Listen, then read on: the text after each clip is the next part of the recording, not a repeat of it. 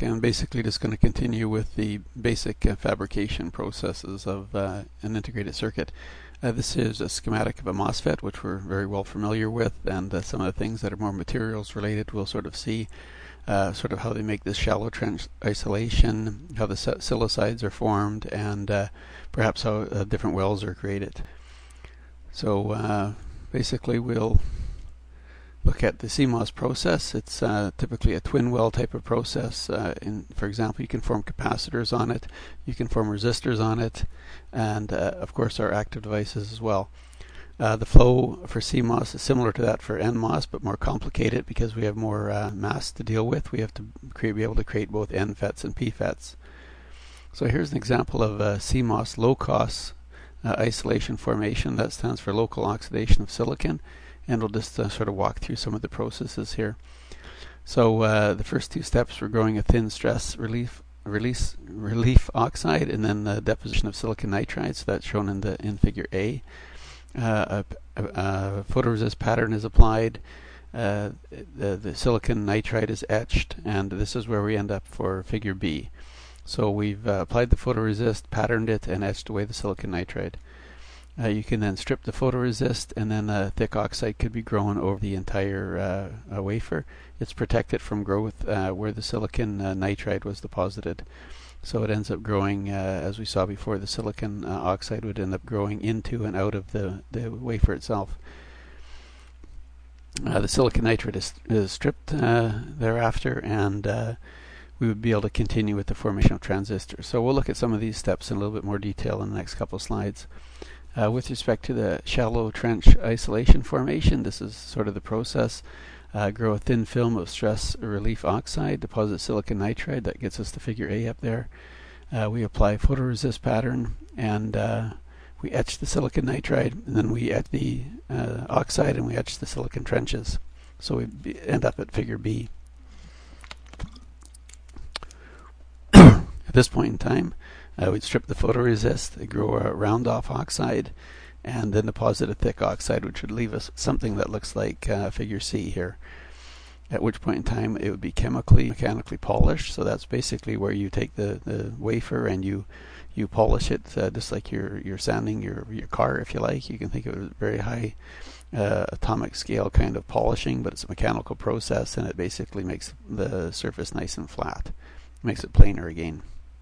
And then you can strip the silicon nitride, and you're left with these big trenches of silicon dioxide to isolate your devices.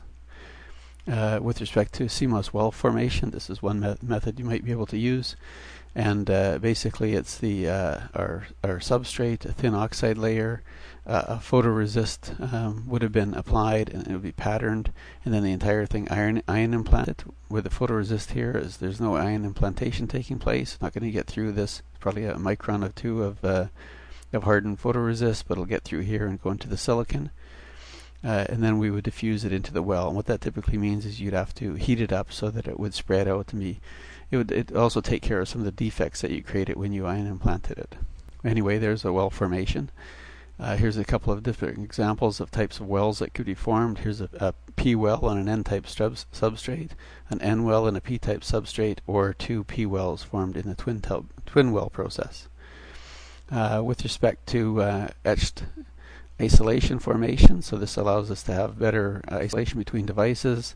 The figure sort of shows here that a thick oxide is grown, and a photoresist pattern is applied, and the oxide is then etched, and leaves you regions then to form devices. And we'll spend a bit more time looking at the formation of devices step by step as well, but this just allowed us to sort of build areas for where the transistors are going to be created. So the silicon metal gate after isolation and well formation, so similar to that last picture, sort of where we're looking at devices down here, we want to get to this point. Basically the entire wafer then has a silicon, well, I guess the steps would be to strip the thin oxide, grow a sacrificial oxide, strip the sacrificial oxide, and grow a gate oxide. So this would be the gate oxide, which is a high quality electrical dielectric. On top of that, then we would grow or deposit polysilicon. So the polysilicon is deposited everywhere, and if we look back through our steps earlier on, that's where we had some plasma processing to grow the polysilicon from silane or something, a plasma that had silane introduced into it. And then what we'd be able to do is we'd be able to, let's say, pre-dope the silicon, apply a photoresist pattern, and then you'd be able to remove the polysilicon selectively. So this photoresist here is protecting the gate, and the rest of it removed by a chemical etch. And that would have been, again, with some process of like a reactive ion etcher in a plasma. And then we'd strip the photoresist, and we'd end up with this polysilicon sitting on top of the gate dielectric. Another process would be building lightly doped drains. So as these devices have evolved, they get very sophisticated, and one of the steps is this lightly doped drain. So an implant of lightly doped drain extension through the source and drain openings. So that's what's represented there. Thick oxide deposited everywhere, and then back etched to form spacers. So the spacers are hanging around the gates themselves, and this is that lightly doped region here. And then you'd implant with heavily doped source and drain materials, and you'd end up with these regions here, and then you'd apply a temperature cycle, so you're diffusing it slightly, and you end up with something that looks like this at the transistor itself. So this is our MOS transistor, and it's nearly been formed now because we have a gate, an oxide, and a source and drain region. One of the things they had to do to make these devices easier to contact was to create silicides, and that's a metal silicon combination. So this particular example shows titanium silicide. So titanium silicon compounds form at about 600-800 degrees C. Nice uniform reaction, and they're controlled by the thickness of the titanium layer. And it gives you a very low contact resistance, because you're going to have to contact the source and drain and gate with metal so that you can actually use them in a circuit.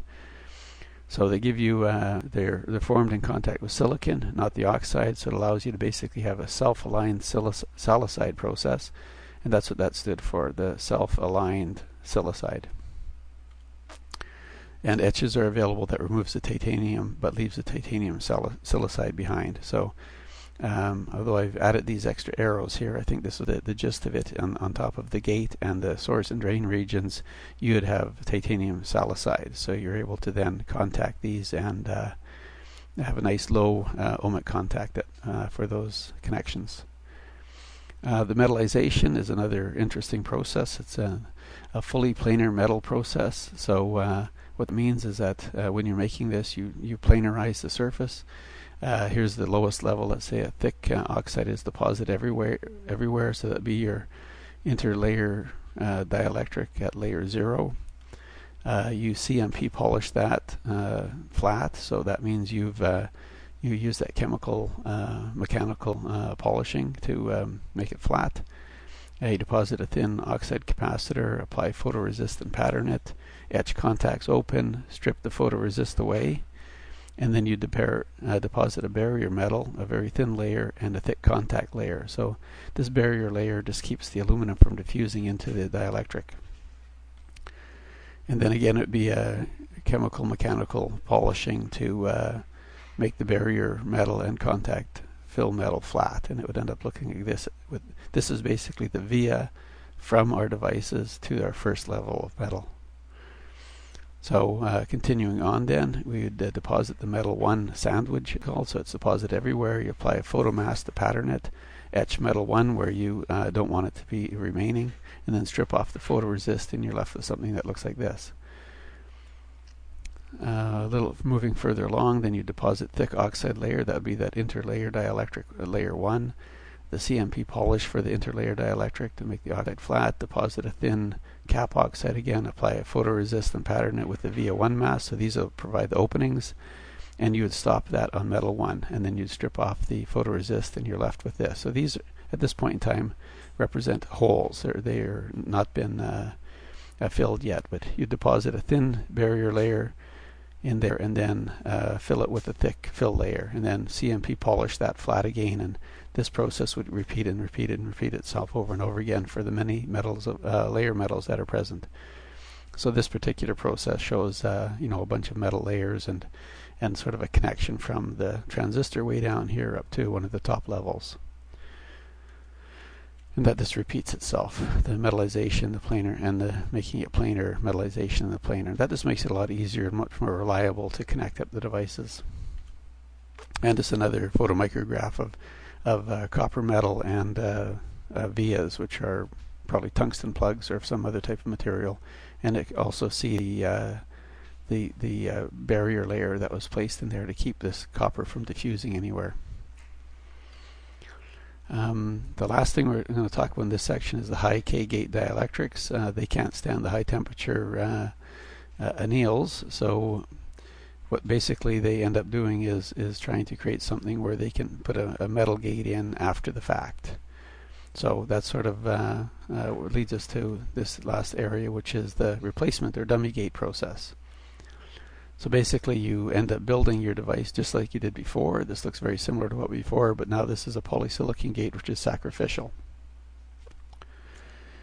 So what that means is you deposit and planarize with an oxide layer, and then you etch out the polysilicon gate. So the polysilicon gates are removed. These are now voids, and they're then backfilled with separate metals for the NMOS and PMOS work function metal layers. So you would deposit, let's say, the PMOS metal everywhere, remove it over the N-type device, and then deposit the NMOS work function metal and deposit it all over the place, and then backfill with something like aluminum or copper, depending on the layer you're working at. So anyway, this gave us a metal gate as opposed to the polysilicon gate that we were talking about before, and it's through that replacement gate technology. So here's an example, one from 45 nanometer metal gate process around 2007 from Intel, I think, and it sort of shows the metal gate and the high K dielectric sitting down here, and basically the source and drain of our transistor, although fairly difficult to make out exactly what the source and drain is, but at least it represents the metal gate and the high K dielectric. And definitely that brings us to nap time.